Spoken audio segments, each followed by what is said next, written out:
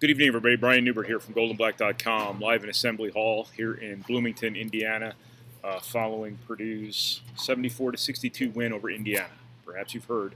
I'm at a little bit of an awkward angle here. I'm literally on the edge of my seat because typical standard wrap video seating is unavailable to me at this time.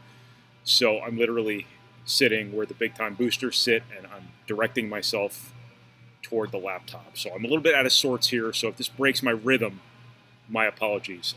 I am on the edge of my seat. Chances are a lot of you were as well. And that is the best transition you're going to hear tonight in any post-game monologue-driven video following a college basketball game played in the state of Indiana that started at 2 p.m. Anyway, Purdue beats Indiana 74-62. 9 out of 10 wins now in the series for Purdue. Obviously, that's significant unto itself from a Purdue perspective.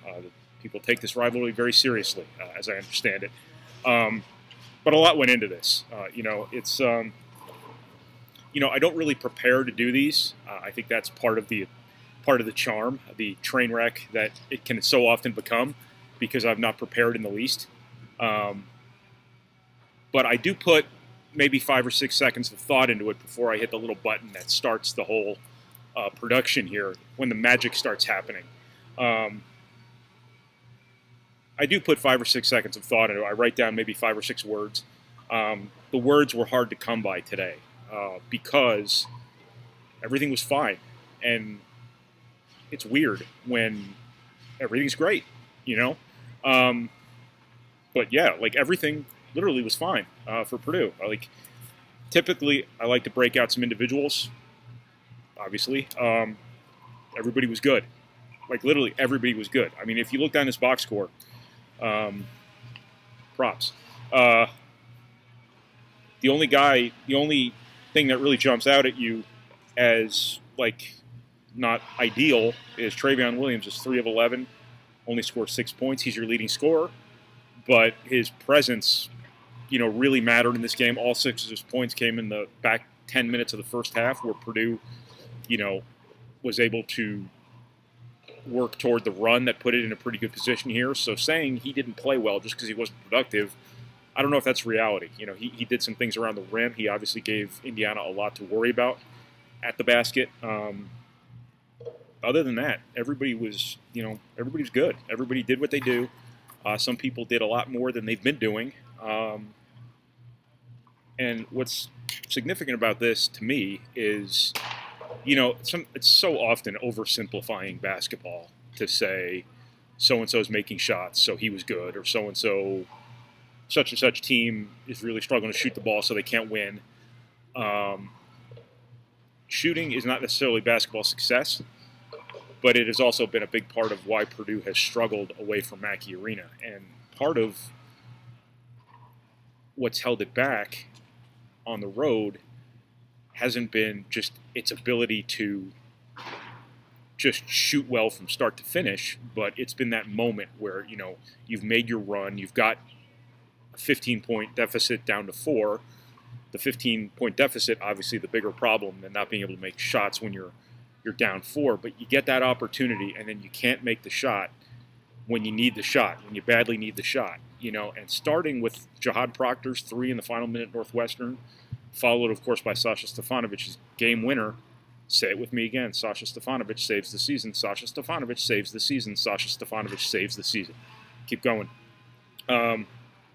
Purdue's made all those shots. Purdue's made the shots it's need to make. Situations like this, clutch threes, aren't just in the last minute of a game. They're not just at the end of shot clocks. They're not just in big moments. Games like this are full of big moments. Whether they happen or not, you might not necessarily recognize them, but people like Indiana, in places like this, they go on runs. And when you make a shot to head off a run, that's really, really significant. And Purdue had 4 guys. This is as balanced a deal as I can remember ever seeing. Purdue had 4 guys basically take turns dominating this game with their shooting. Eric Hunter got Purdue off to a great start. Not just a good start, a great start relative to Purdue's past results by making his first 2 threes, really aggressive doing it, nailed them. Purdue needed a good start. Eric Hunter gave Purdue a good start because it was 7-6 at one point, I believe, in Indiana's favor, and all 6 were accounted for by Eric Hunter's three-point shooting. Had that been 7-3, had that gotten to 9-3, had that gotten to 11-3, vacuum. Who knows? But Eric Hunter almost single-handedly got Purdue off to a good start with that jump shooting. Late in the first half, Aaron Wheeler changed this game. You know, I always talk about, hey, don't write guys off just because they're struggling. Just don't write them off. They're here for a reason. They've shown they can do it. When they get their opportunity, maybe they will do it. You know, and Aaron Wheeler changed this game because Indiana had a 3-point lead after Purdue had gotten off to a pretty decent start. That lead gets to 5. That lead gets to 7. That lead, if that lead is a lead going into halftime, with all the energy the Bob Knight thing gave this crowd, you know, who knows how this game turns around. Aaron Wheeler didn't just head off an Indiana run. He started a Purdue run. That started the 12-0 Purdue run that completely turned this game on its ear, changed the game. That was the biggest sequence of this game. To start the second half, then Sasha Stefanovic, after Indiana gets off to a decent start as well, chips into Purdue's lead a little bit. Sasha Stefanovic makes back-to-back jumpers.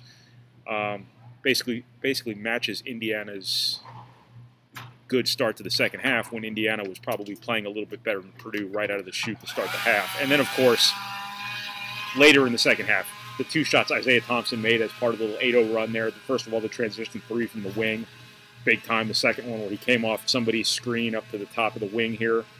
I can't remember whose screen it was. I can't even remember what happened at the end of these games. I have to go back to my notes, whatever I can read in the dark up there on the dark side of the moon where the media sits. Can't read my notes. I just write stuff, and typically most of the time I'm writing right on top of writing, and it all just looks like a gigantic mess when all is said and done. But I do have an opportunity after the game to figure out what exactly the hell just happened, and Thompson's 3 came off the screen, a pretty well-executed play. I don't know if it was a design play or an well-executed play, whatever. The 2 threes Isaiah Thompson made were huge. That's 4 different guys over 4 different junctures of the game who took turns basically making big-time shots in succession. And that's a big part of the reason Purdue won this game, because it's not just the points you score, it's the points you prevent your opponent from scoring. I don't mean that defensively. I mean that from a thwarting of momentum perspective. I mean that from it looks like this place is about to, you know, get going because Indiana scored 5 in a row. If that gets to 7, if that gets to 9, you know, who knows what happens here. It's just the nature of playing in buildings like this, and it's the reason why you have to be able to head off runs in places like this. And Purdue, 4 different guys in 4 different junctures did that for Purdue, and that's exactly what they had been missing all season long prior to tonight outside of Mackey Arena. That was just a really, really positive development for Purdue, a really uncharacteristic development, quite honestly, but could not have happened at a better time. Purdue offensively, you know, I thought Purdue was very good defensively in this game. I don't know how much Indiana really gives you to worry about. I don't really know how many game-changing offensive dynamics they have that you really have to worry about. Trace Jackson-Davis obviously being the one that really worries you. Their front court athleticism being another. Good Devontae Green when he shows up, obviously being one, but Purdue got bad Devontae Green tonight, so that was huge. That's a huge key to beating Indiana here is make sure you get bad Devontae Green. If you have any control, any say-so in the matter, make sure you get bad Devontae Green. And Purdue got bad Devontae Green tonight. He was 1 of 7. But I thought Purdue was very good defensively, but offensively, it seems like, you know, they've been sprayed down in WD-40, whatever it might be. Whatever machinations weren't working for Purdue, everything was working today. I thought it was interesting in the postgame. Eric Hunter said that they went to more motion because, as is the nature of Big Ten basketball, the coaching's too good, the scouting is too thorough. People sit on your stuff, as they say. They know what's coming as soon as it's coming, and they sit on it. They know it's coming. They're ready for it. Chances are they're going to disrupt it in some capacity. Purdue kind of went, I don't know to what extent. Matt Painter downplayed it a little bit, but I don't think Eric Hunter would have brought it up if it wasn't significant. And it sure looked like it was significant because something was very different. Because Indiana's not a bad defensive team. Purdue made them look not so good today. But Purdue kind of going back to its motion, it's kind of the balance and the unpredictability that comes from it. That's why coaches like motion, is it weaponizes everybody on the floor. It doesn't allow the defense to know exactly what's coming.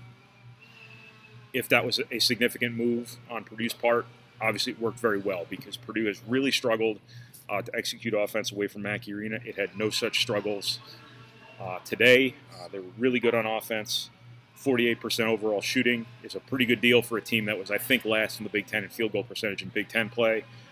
Purdue didn't turn the ball over a whole lot relative to the environment. Purdue, completely belying everything it's been this season, makes 8 of 16 from three-point range. Obviously made them in the big moments, as I just talked about. It seems like things are coming together for Purdue offensively. Obviously just scored 104 points on Iowa.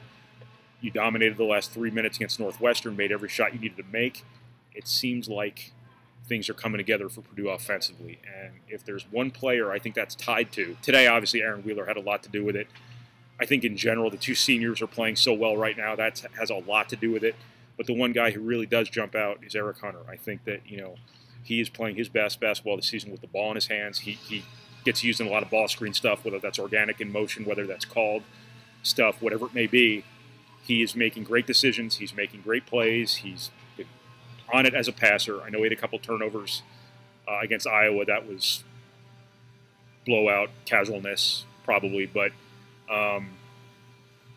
he's making great decisions. He's giving Purdue's offense kind of that steady hand that is so often lacked this season. That kind of ball screen savvy, that kind of guy who orchestrates the offense. He's doing a really good job of that. It started at the end of Northwestern. He makes a great decision making the jump shot. Northwestern changes the way they defend it from there on out, makes the right decision hitting Sasha Stefanovic for the three. The rest is history. Ever since then, I think he's been really good from an offensive perspective with the ball in his hands. Has given Purdue a lot of what it hasn't had necessarily in its backcourt. Obviously, this is a huge win for Purdue. You need all the quad one wins you can get. You need all the wins you can get at this point. I think this moves Purdue probably to the better side of the bubble.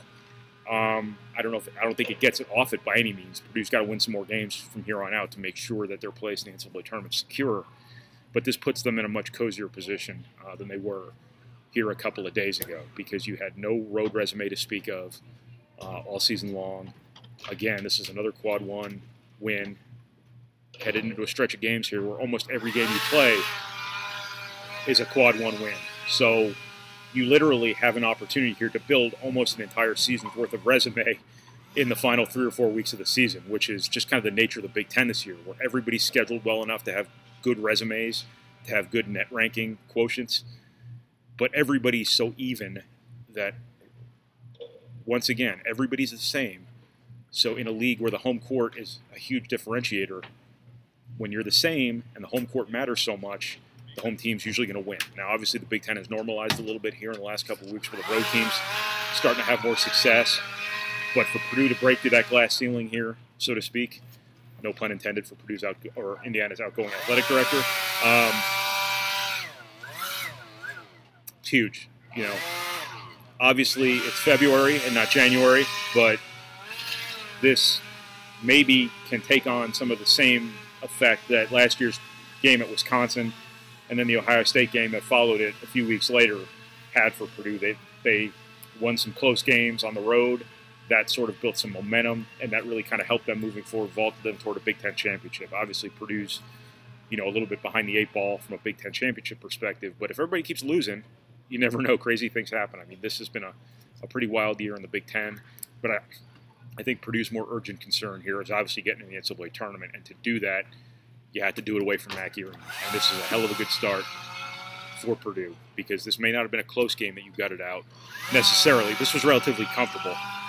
But anytime you win in this environment, it takes something a little bit more than X's and O's. It takes something a little bit more than, execution or whatever buzzword you want to use. It takes something, it takes intangibles, the sorts of intangibles that Purdue hasn't necessarily shown to this point in the season prior to today. So this feels like a tipping point, both for Purdue and potentially for Indiana as well. This has been a program that's been kind of vulnerable to these in-season swoons. They kind of ruin their seasons, and they'd lost 3 in a row coming into this. I think this was a really big game for Archie Miller, given all of the all of the eyeballs on Bloomington today because of the Bob Knight thing. I think, Purdue coming in here and winning probably doesn't make IU look very good, which never reflects well on the coach. I think this is a really big one for Archie Miller. But that also illustrates the sort of situation IU should have been in that Purdue obviously beat IU in. So just a really significant win for Purdue from a resume perspective, and then potentially for what it might mean kind of moving forward from here. Just say something about Bob Knight real quick, because I know all of you who are watching this really are into that storyline, since you're all Purdue fans. This was pretty cool. Look, everybody has their opinion on Bob Knight. That's fine. He's obviously a colossally polarizing figure in college basketball, but this made a hell of a lot of people in here happy today, and I think that's pretty cool. I also think that life is too short. Look, nobody holds a grudge like this guy right here. Well, actually, there's somebody in the building today who probably holds a grudge better than this guy right here, but life's too short for this stuff. These two have been such a part of one another that it would have been really unfortunate had, at some point in time, Bob Knight's not going to be around anymore. And it would be really unfortunate, I think, for both sides, for this to have not come together in some way, shape, or form. So, I'm sure Purdue fans were a little bit, exhausted by all of the coverage of this and whatnot. But I do think this is a really cool kind of human thing today, more than a basketball thing. So I just wanted to say that, just because I'm trying to get to 17 minutes for some reason here. But it's pretty much what I got. Purdue gets the albatross off of its shoulders here with a big road win. I've never really understood why, an albatross, why it's so hard to get albatrosses off your shoulders, because they're birds, and one would think you could just kind of force it off. Be that as it may. See, I write down 5 or 6 words, one of them's albatross, and then I forget why I wrote down albatross, so I start just rambling about stupid nonsense. This is why I shouldn't be allowed to do these things. Somebody ought to take this computer away from me after games. Anyway, put my box score away. I shouldn't have done that. Once again, from Purdue, 74-62 win over Indiana here at Assembly Hall in Bloomington, Indiana. This is Brian Neubert from GoldenBlack.com. Thank you for watching. Thank you for reading. Thank you for listening. And thank you for processing our materials, however you process our materials. And we'll talk to you again, I believe, this week after Purdue plays Penn State at home. Obviously, Mackey Green is a huge advantage for Purdue. Penn State is no joke. So that will be another critical game for Purdue. So stay tuned for that. Have a good night, everybody.